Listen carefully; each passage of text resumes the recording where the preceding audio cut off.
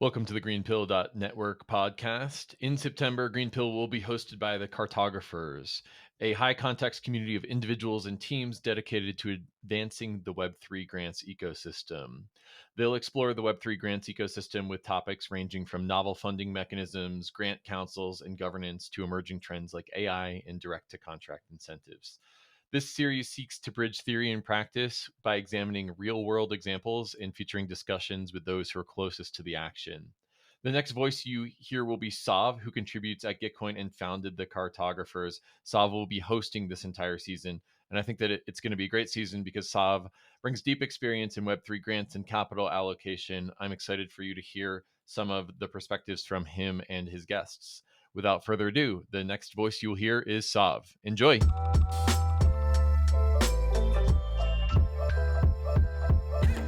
Hey, Coordination, welcome. It's great to have you again for another episode of the GreenPilled podcast. I'm Sav, and as you know, I am taking over some of these episodes, focusing on subject matter near and dear to my heart around grants and incentives and all the different things that tie into that. Today's episode, we're going to be taking a look at Web3 grants and governance. And I've got a couple people on the show today that you may recognize. They're super active in the space around those two things, grants and governance. We've got Nneoma from Stable Lab and then Juanbug from PGov. So I will turn it over to each of them to give some introductions on theirself, and we'll jump into the episode. Nneoma, maybe I can start with you. Yes, of course. Hi, everyone. I'm Nneoma from Stable Lab. I'm a technical governance specialist. Stable Lab, we're a governance service provider.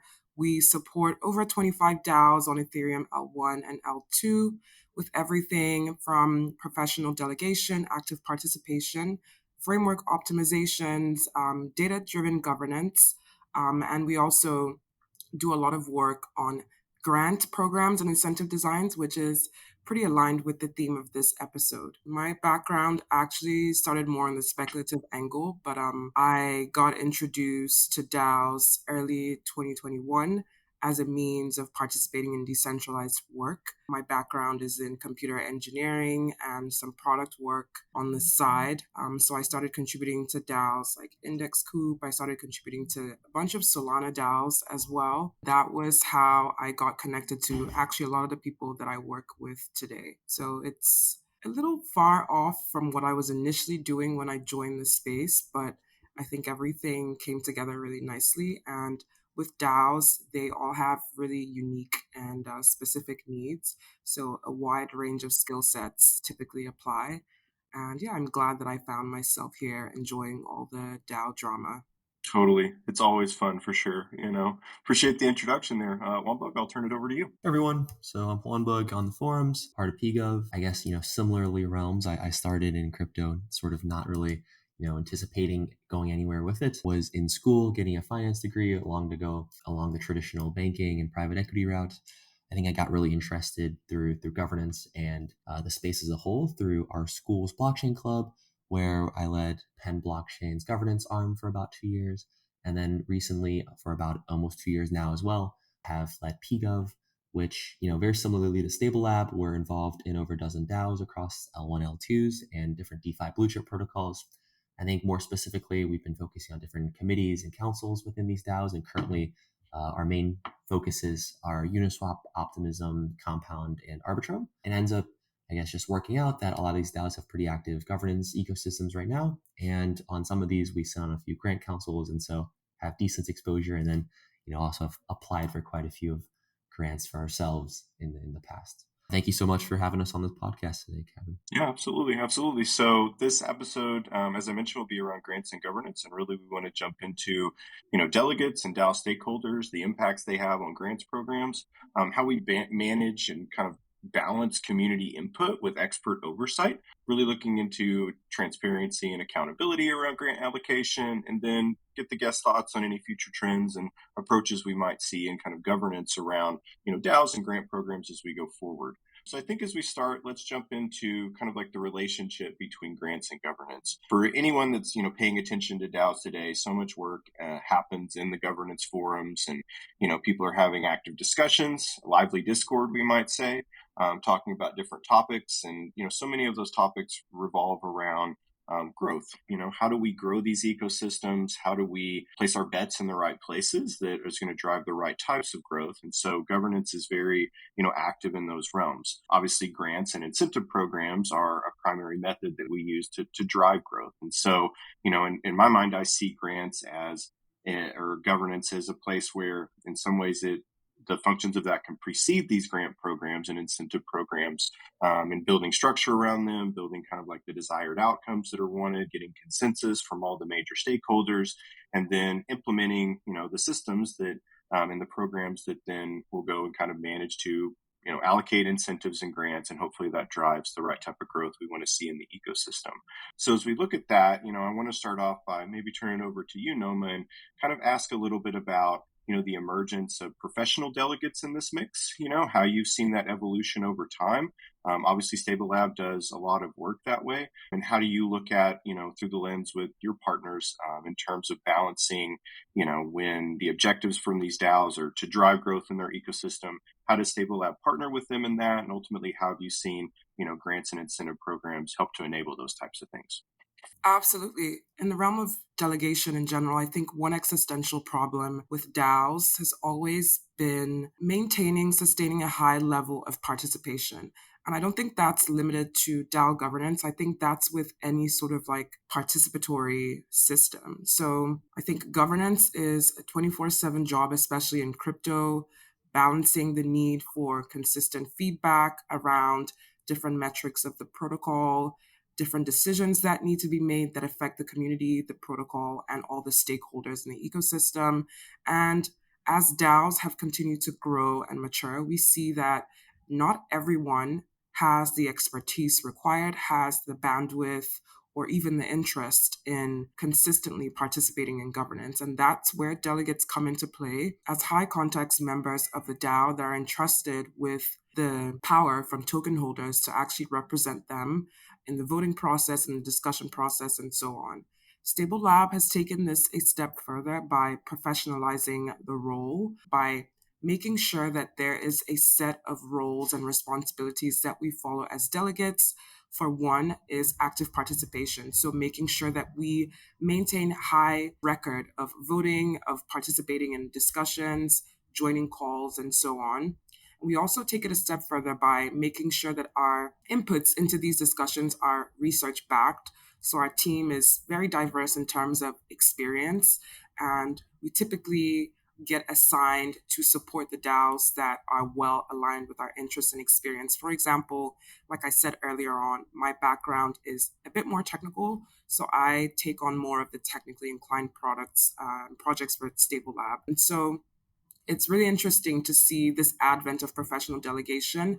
And another thing that we advocate for is actually compensating these delegates for the time that they put in to work on the governance of these protocols. Because, like I said, governance is never ending, it's 24/7, it moves at the speed of crypto.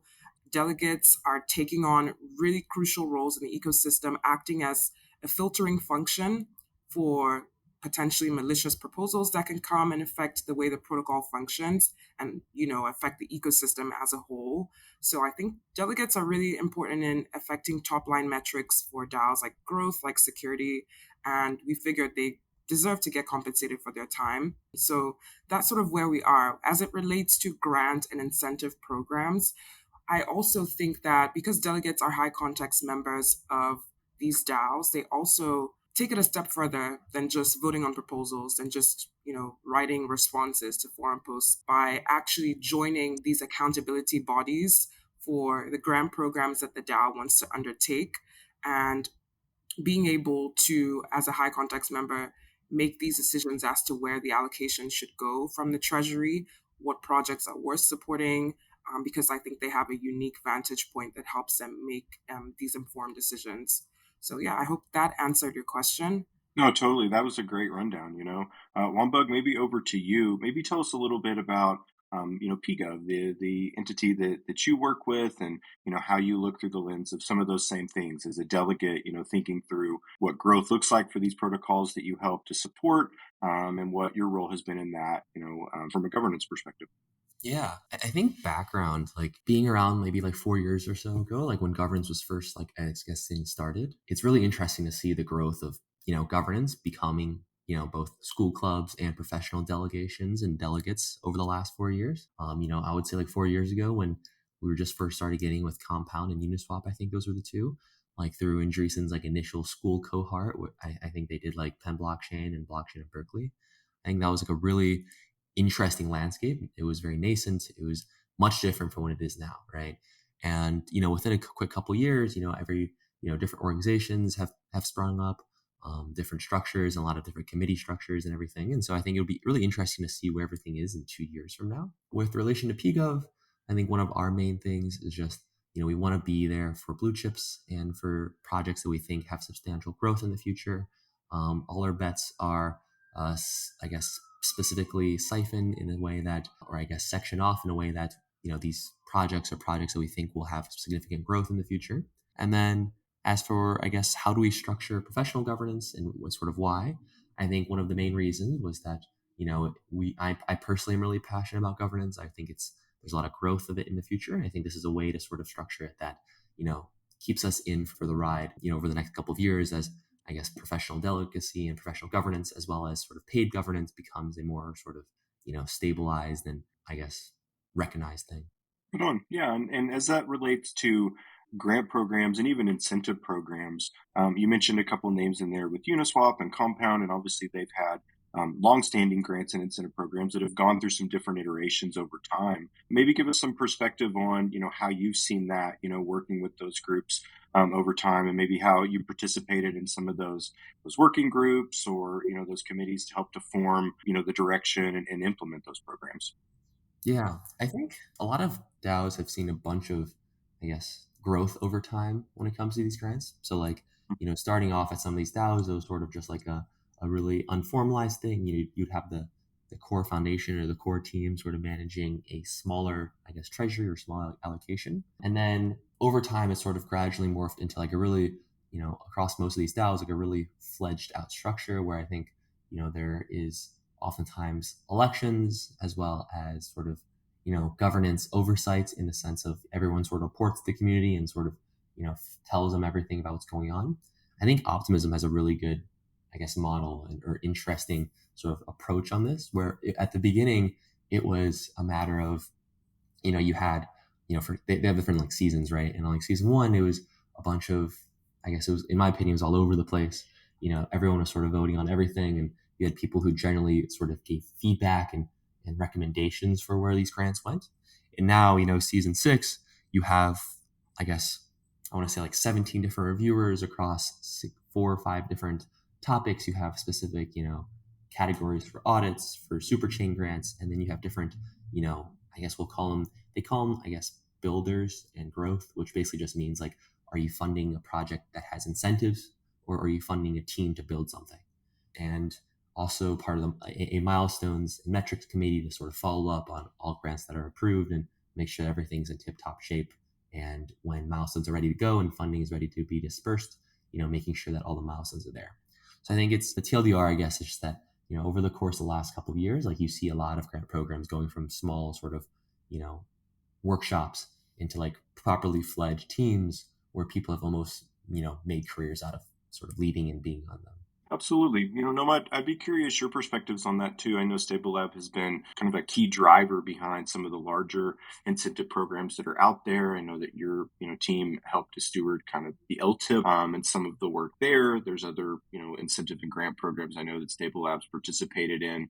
How has the thinking evolved on that over time? How do you help consult those partners when they're thinking about structuring those programs? And then ultimately, what role does the Stable Lab team play as those programs get scoped, implemented, and then start to allocate funding? Absolutely. You said it correctly. We've been very hands on in some of the larger incentive programs for the most notable DAOs in the space, including Arbitrum's short term incentive program, which allocated about $40 million in ARB to support ecosystem projects. Same for the LTIP. My colleague Matt was really instrumental in supporting on that end. I personally have been involved with some incentive experiments in the Arbitrum and Uniswap ecosystems. The Uniswap Arbitrum grants program actually it was initiated last November. And it's set out with really clear objectives to foster growth, usage growth, driving volume, TVL, and also supporting protocol integrations that positively affect both of those ecosystem. And so our mission as participants alongside the team at Areta was to fund projects that are adding tangible value to both ecosystems. So we went through an application process. It also went through a voting process, and us alongside three others were chosen to sit on the council, the grants council for that program. We were able to evaluate over, I think, almost about 150 applications, over 5 RFP categories that we also helped to set. So as it refers to like your initial question, how do we scope out these programs? It typically will start with, involving community input, figuring out where the gaps are in the ecosystem that need to be filled, what builders are saying, where the interests are, what trends are, driving the most activity, and then actually setting RFPs around those core needs, if you call them. And then as it relates to the treasury, we're looking at what percentage of the treasury would be sensible to put forth towards these incentive programs, and then actually operationalizing everything by setting up the process of applications, the review process, the voting process, and so on. So we actually have played, both sides in different scenarios where we are applying for these grants and incentives, or we're actually stewarding the program itself and administering it. So yeah, I think Uniswap Arbitrum Grants Program, which I can speak directly to because I had hands-on involvement in this program, was very much a cross ecosystem grants experiment, and we learned quite a bit from that. We had really broad reach. We were also able to expand our runway by making some, now looking back, really great decisions in terms of how we utilize the funds, how we converted Arbitrum to stable coins to preserve its value, and so on. We were able to remain in continuous dialogue with the stakeholders in the foundations, Uniswap Foundation, Arbitrum Foundation, and also the developers themselves, the core teams that are working, every day on these protocols, asking their feedback on applications that we were getting in. And many of the projects that were eventually funded were the ones who were laying the groundwork for future innovations. And so we could see their impact be more visible in the long run. And yeah, looking ahead, we're always looking for ways to support the Uniswap ecosystem and all other ecosystems that we work in.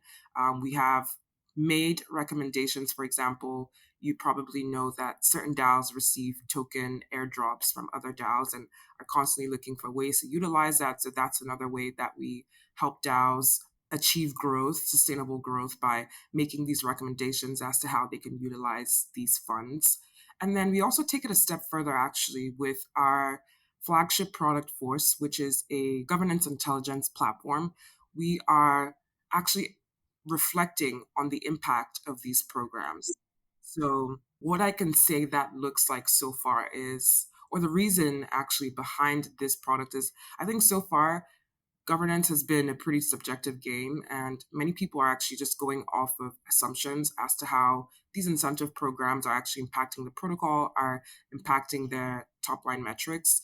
And we actually want to bring some more objectivity to that. We want to bring some more certainty to what these funding decisions are impacting. And so with Force, we're able to go in and analyze on and off chain data for different incentive programs. We recently did the Arbitrum STIP analysis and report, which is posted in the forum. And there's also a blog about that, where we analyzed the impact that the $40 million in ARB that was allocated towards that program had on things like user growth, increase in activity, in TVL, and so on. We were able to compare it to larger incentive events like the Arbitrum airdrop and see which drove more ROI for the DAO and so on.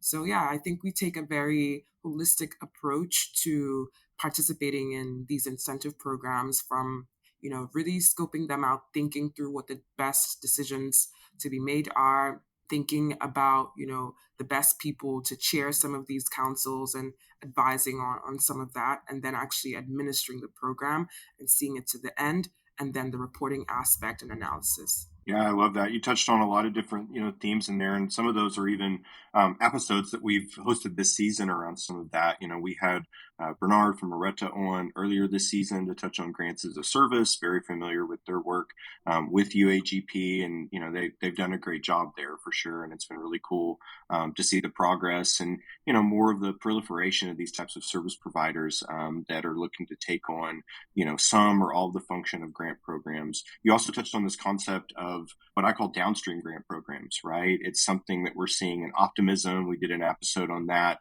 around superchain grants and how Optimism has incentives for superchain partners that meet certain criteria to help launch their own grant programs. And then there's this other aspect you touch on around some of these larger protocols that have received significant airdrops, and it creates this opportunity for creating kind of this shared downstream grant program like UAGP, which was basically a partnership between Uniswap and Arbitrum that Stable Lab, Moretta, and others helped to facilitate and ultimately use the proceeds from that airdrop to drive impact, right? And the last thing you touched on is like a super important topic that I'm hearing more and more, and it's really this concept of verifiable impact, right? When I look at the history of grant programs, I've been active learning about them, researching them for more than 3 years now, and I've definitely seen them evolve from in the 2020, 2021 cycle. It was all about what's the largest amount that you can name that you're allocating, how can you use that as marketing to drive awareness and create buzz, and ultimately hopefully those funds drove kind of the right impact in your ecosystem. But I just don't think we were as mature then as kind of a space as we are now. And I think the progress that we've seen just over the last 2 or 3 years around grants, it's really cool. I think I've said in a couple episodes, when you look at grant giving as a whole globally, it's something that's been going on for much longer than crypto. But the reality is it's pretty much all direct grants, and it hasn't changed a whole lot in a long time. And so when you see the progress that's happened just over the last few years in the crypto space and the opportunities that we have in terms of like being able to program our values, and our money, right?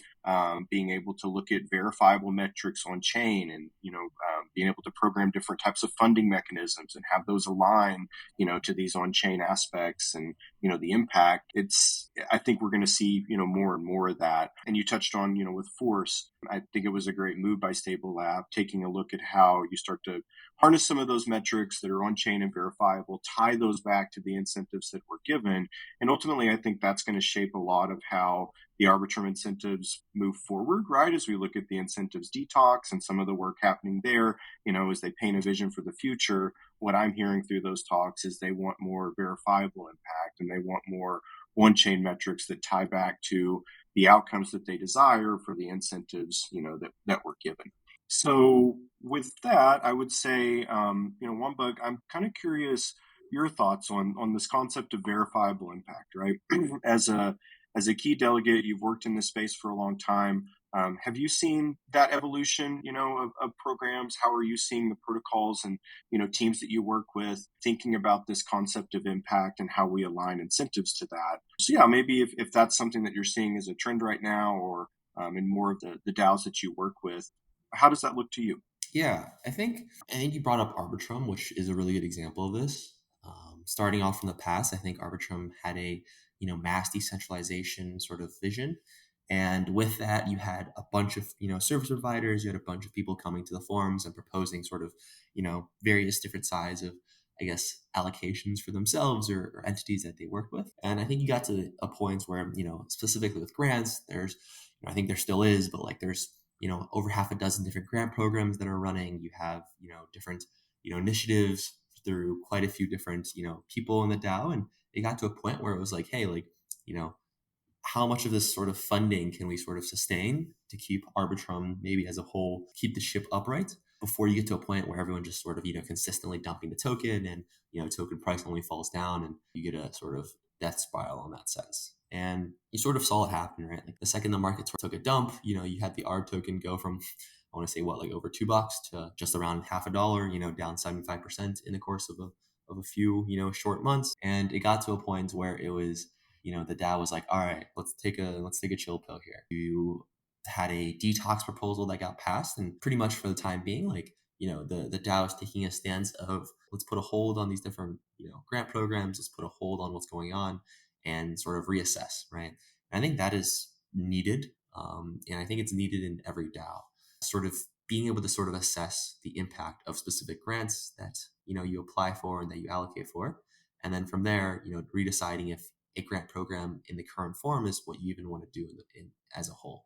I think a lot of times DAOs will spend a significant amount of money on the actual grant program themselves, and then the operational costs to even operate a grant program end up being considerably high. Let's say you're operating like $1 million grant, you sometimes see operating budgets that are well over a quarter or a third of sort of what the entire grant budget is.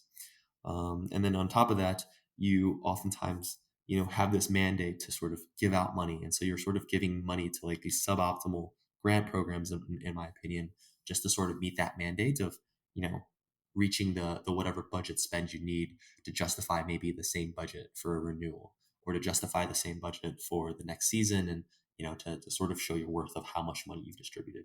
I think an issue that I sort of see, and I don't want to name too many names here, but is that these teams and these foundations will sort of request for these massive check sizes, and then they sort of just lurk back, go away into the shadows, and you're not necessarily sure what's going on. Every so often you hear like a little update of massive grants they funded, but there's not much community sort of input, and there's not much sort of transparency regarding where these sort of funds are going, and then further sort of what actual impact these grants have had. Absolutely. No, you touch on some really important topics there. I agree that for the longest time, we've looked at impact as how much money we gave out, and that's like the easiest metric, right? But probably the one that is not truly impact, like how much you gave out. Really, it's like what was accomplished with that, for sure. And so I am starting to see some signs of hope that way in terms of like starting to shift perspectives and how we look at impact, in a more mature way, and how we use the systems that really crypto enables to be able to dive into that more, right? And as we look forward, I'm definitely seeing, more programs starting to think twice about, the funds that they're allocating and how that contributes to impact. You also bring up another interesting point that, I've had a few discussions about where, growth in one sense can be TVL, it can be active users, it can be, these types of metrics that we focus on a lot, and they're definitely important. But what if growth occurs at the expense of token price, right? I think that we've seen that in a few cases where the metrics are going up that the programs were hoping they could impact. Maybe it wasn't clear how much we want those metrics to go up over what period of time, but it's clear that TVL rose, active users is up, we're deploying more dApps, more contracts are being created, like all of these things that we look at. But if that's happening at the expense of the token going down, which is like a very critical part of what is essentially these tokenized communities that we have with DAOs, it's an interesting dilemma, right? Where you don't necessarily see that as much in kind of the traditional grant giving space outside of crypto, where typically fiat currencies are kind of pegged to their value, and so they run into different pressures in terms of budgets and justifying their existence and all those types of things. But I think that we have kind of this interesting other consideration in crypto around the token price, because as we all know, many of these treasuries are valued in the native token. That is the primary, method that grants are distributed. And every time you give one of those native tokens out, you risk sell pressure on that. And ultimately, there has to be a certain amount of that to be able to fund the work that's being done. But it's an interesting dilemma, and I think in some ways presents opportunities where if you can create kind of positive effects, potentially ways that you don't have as much impact to the token price, you could see some positive things come from that. I guess maybe on that point to you, Nneoma, how do you advise your partners? Oh, did you have something to comment on that, Juanbug? I was just saying, like, I think it's a bit misleading, right, to sort of classify and to sort of talk about, everything in the output of grant programs in the sense of just, purely, number of dApps deployed, number of transactions, et cetera, right? I think it's a misleading. I think it's like, it is sort of what you look for, but I think it's misleading to sort of just focus everything on that. you come into an issue where in any DAO, right, when you pour, or just any company, right, like if you pour millions of dollars incentivizing, like, of course numbers are going to go up, right? They're not going to go down. I think the main thing you have to care about is like sustainability. You see a lot of DAOs sort of, incentivizing. And I think a good example of this was like Polygon Rush back in the day, right? What was it, like AVAX Avalanche Rush or something along the lines of that, right? And so those two programs, incentivize like hundreds of millions, if not billions of dollars over the course of a very short amount of time. They got a bunch of TVL.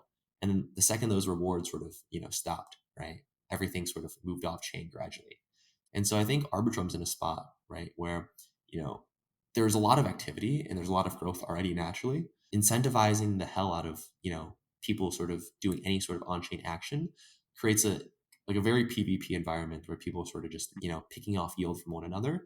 And then the actual, I guess, ecosystem as a whole, after those, incentives are gone, goes back pretty much to where it was prior. And you're effectively just selling off a bunch of equity and raising a bunch of equity to fund these operations, which in any normal company, right, would be really a bad decision.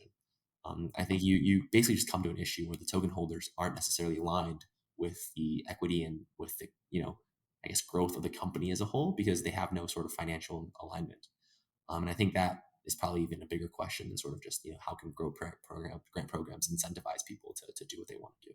Yeah, no, great points. Couldn't agree with you more there. And I think that Uniswap and Optimism would be examples I would point out that I think it's yet to be seen if the model quote unquote works, but they're trying different things. And what I mean by that is, for a long time, I kind of feel that most grant programs were just these large direct grants, right? It was open application. Hey, if you have a great idea, submit this form, we'll fund it. We might or might not track the milestones well, right? So to your points earlier, it was all about just volume and like how much we allocated. Maybe we had specific RFPs for certain things, but did we look at sustainability of those projects and those initiatives after the funding was gone, whether or not those things were built, right?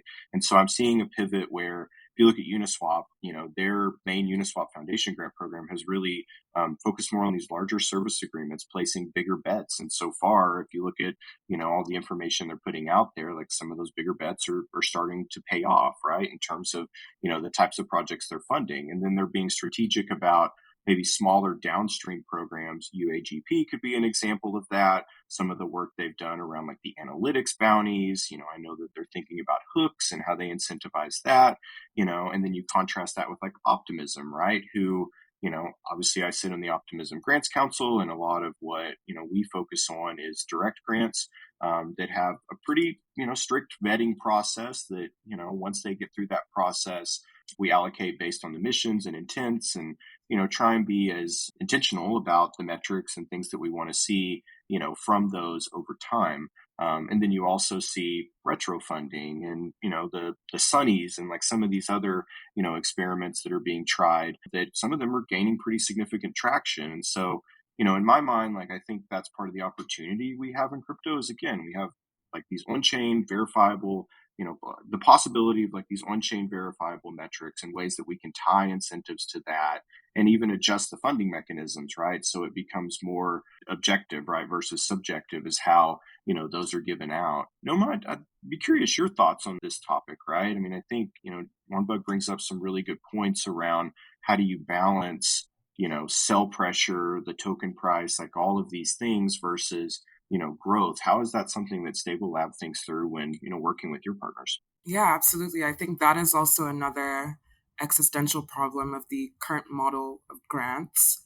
And just like you said, I think with this space, we have access to some really powerful primitives that allow us to get creative on how grants are administered and how to make it sustainable in the long run. Like, for example, one of the newer trends that I'm seeing come up is folks thinking about equity like grants. So, providing equity in tokens that are vesting over time, which ends up aligning the incentive for longer term contribution from these teams over a longer time scale. And that will essentially minimize that immediate market selling pressure that you might get when you fund folks like outright with no equity structure in place.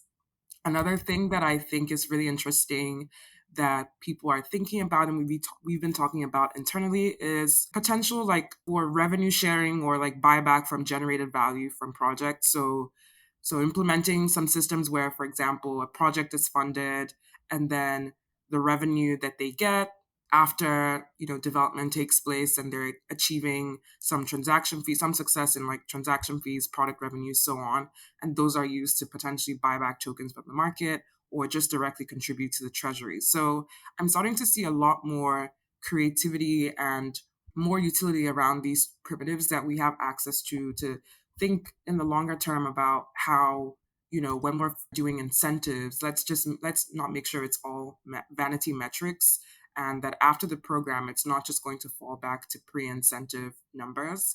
So we're actually like maintaining this activity over a longer time scale. Another thing that I see is already being implemented, I think it's, lowest hanging fruit right now, is just milestones based funding. So making sure that teams are setting milestones to get funding over a period of time rather than just giving a direct grant upfront. So they're actually being held accountable by, Stable Lab also plays a role in these accountability bodies. So we're checking in with them. We're always, verifying these metrics that they claim to have achieved because it's all on chain, it's all there for all to see. And then we're allocating that funding after this has been verified. So those are just a couple ideas that I know are floating around, some already being implemented, and I would love to see more creativity, more experimentation around balancing those objectives. Absolutely. One question I kind of have for you on Bug is for the stakeholders that you represent, the tokens that you've been delegated across different entities. How does that relationship work, right? Like, is this something that you're actively discussing with them and, getting their input and thoughts and kind of how you best represent, their interests? Is it something where they're more kind of like outsourcing the function of management, to you and teams, like yours to make those decisions? Like, what does that relationship look like for those token holders you represent, and how do you make sure the way that you're thinking about things and voting ultimately aligns to those interests? Yeah. I think it's tricky because most of the times we won't know who our exact delegators are. So outside of a few like sort of VC arrangements or sort of specific delegations, right? Oftentimes it's just the community sort of, entrusting us with whatever token power that they have.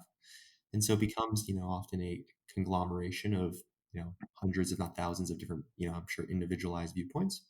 And so I think one way that we try and sort of um, stay aligned almost is that we have pretty substantial, I guess, bags of all of the projects that we are delegates for. And so we, I guess, ourselves are aligned in a way of like, hey, like we want these token prices obviously to go up into the future as well, right? And we have almost sort of like an internal sort of bylaws or internal sort of code that like we will if there's we get compensation for these tokens, we will maintain like a baseline level of those tokens and either lock them up or hold them for at least a year before we sort of even decide to sort of sell off, right? And we'll always be sure to maintain sort of a greater than $0, I guess, denomination of that token whenever we are active delegates. And I guess that's just sort of the way that we take a look at things, because it's really tricky to have direct, proper alignment with the DAO. And especially when you're not an investor or you're not sort of, holding those tokens, stakeholders yourself, it becomes quite convoluted pretty quickly in terms of extracting value from the DAO for your own personal gain and for, I guess, your own delegation game versus, what's best and healthiest for the DAO itself. I love that answer, right? Like, some in the audience might hear that and say, well, gosh, like, how can you represent those interests if you don't know who they are? But, for me, I think that really speaks to, one, the power of decentralization and kind of what we're looking to achieve in some ways, right? And two, I know you're very active in forums and, Stable Lab as well. And so anytime, you're making decisions, you're, commenting on things, you're giving direction, that's all done in kind of like a transparent way that, anyone who is interested enough to kind of follow those types of things and know how those decisions are being made, I think you kind of view it as incumbent upon yourselves to make sure that that's all out in the open so that, anyone knows, what that could look like. Noma, how do you balance that at Stable Lab, right? Like, in terms of you're helping on one side, consult, advise, and do various things from a partner perspective with these programs. But then Stable Lab is also a pretty significant, delegate in some ways. So how do you, balance that internally? Yeah, I think the question of balancing those objectives is something that we have to evaluate every time we're taking on a new project. I think, for example, with Uniswap, we engage with the DAO on different levels. So we have once been part of the accountability committee. We're also delegates at Uniswap. And sometimes we want to push an initiative through for the DAO. Sometimes we want to administer an initiative, and we want to avoid a conflict of interest as much as possible. And so, in certain situations, we are recusing ourselves from certain roles where we know that because we have an advantage as delegates to, push a certain initiative through, we will recuse ourselves from sitting on an accountability body or vice versa. And so it really is like a case by case thing that we're always constantly talking about and constantly affecting, like talking about how to potentially affect the DAO, affect our reputation, and so on. We receive delegation from a few different people from the foundation, from token holders, from investors, and so on, and balancing our objectives and the things that we think are right and sustainable for the DAO versus some of these other opinions. It's definitely challenging. And sometimes we go against the grain. I think my colleague, Du, and also the co founder of the company, is very opinionated in the forum about what he thinks is right for the DAO, what he thinks is not right for the DAO, and so on. And I think just being transparent about our opinions and not being afraid to have the unpopular opinion is, I think, something that we're kind of known for. So yeah, I think it's a line to toe, of course. There's a very delicate balance between those two. But I think we've been successful so far in towing that line and in making sure that we're keeping the priorities of the DAO top of mind. And we are constantly, not doing anything to jeopardize our reputation on that end. Totally. No, I love that, right? I mean, I think that, balancing kind of the incentives and the accountability and doing that, in a transparent way is super important. I mean, ultimately, to Juanbug's point, you want to have a vested interest, right, in these interests that you're representing. And so, I love the way that, you're kind of balancing those priorities and making sure that you're making sound decisions that aligns with maybe incentives or things that, could have a positive impact, on the organization, if and done correctly, right? I guess the last question I would have as we kind of like wrap the show up is, and I'll kind of pose it to each of you and maybe start with you first, one bug, is how, if I hold tokens today or I'm thinking about, delegating, how can I learn more about, the work that you do? Where would I go to see that? And, how could I, delegate tokens, to you and even start to maybe participate more in the function of governance if I'm new to it? I think, for us specifically, just check out our Twitter, PGov team, or, my personal Twitter, Juanbug ETH. I'm always active. And so if you want to shoot me, I guess, a Telegram message as well, right? It's Juanbug Sun, same, I guess, spelling for Juanbug and then SUN. I'm happy to, talk with you. I'm happy to chat about anything. I think for anyone who's interested in sort of getting into the governance space as a whole, I think forums are just the easiest way to go to. So I would literally just, go to Uniswap forums, go to Arbitrum, go to Optimism forums, create an account and just start commenting and start, perusing around what's going on. I think a few different platforms such as like Boardroom, for example, have great weekly summaries for a lot of these DAOs, which is a good place to start. And just generally speaking, like just put some time in and you'll find yourself going down the rabbit hole really quickly. Absolutely. I think I'm living proof of that myself that, find something that you're interested in, dig in, might seem like a strange hobby at first, but then you can actually make something out of it. And, that's been like a super cool journey for me to see realized, my journey in crypto. Noma, I guess same question for you, right? Like how can people find out more about the work Stable Lab is doing? How can we get, updates on the things that you're weighing in on and helping, to drive forward? What's that look like? Yeah, absolutely. So, to learn more about the work that we've done and are currently doing, I think the best place to go is the website, stablelab.xyz. We are also Stable Lab across all platforms, Twitter, LinkedIn.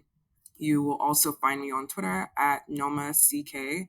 So you can always shoot Stable Lab a DM if you're interested in engaging with us on any level, or even just giving feedback on maybe a proposal that we put up or some opinion that you might have on a discussion in the forums that we're active in.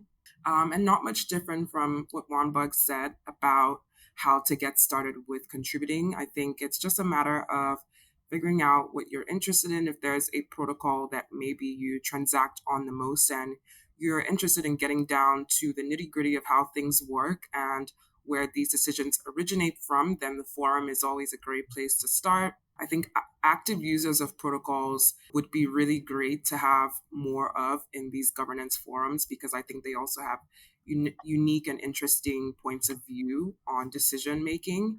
So yeah, just create the account, get on the forum, start gaining some context by reading into historical discussions, and then maybe you will feel more empowered over time to start proposing initiatives of your own, chiming into higher level discussions, and so on. I think DAOs really require a broad set of perspectives and opinions to be successful and to actualize that vision of true decentralization. So yeah, I think it's very wide open. You're always welcome, and we're always happy to support. Another thing I wanted to point out was, like I said earlier, our product Force. You can find more about Force on the website force.io. And that's where you'll be able to see some of these dashboards and reports that we have created for different incentive programs and their evaluations, like I said, the Arbitrum STIP. And that way, I think you will get more familiar with the concept of verifiable impact, like we had touched on in the episode. So yeah, that's about it. Awesome. Well, I thank you both for the time. It's been great to have you here and a great discussion. I know this will be an ongoing topic that we're going to see evolve and, grow over time. And I'm sure that both of you and your teams will be at the big middle of that. So thanks again for your time. Thank you very much. Thanks for inviting us.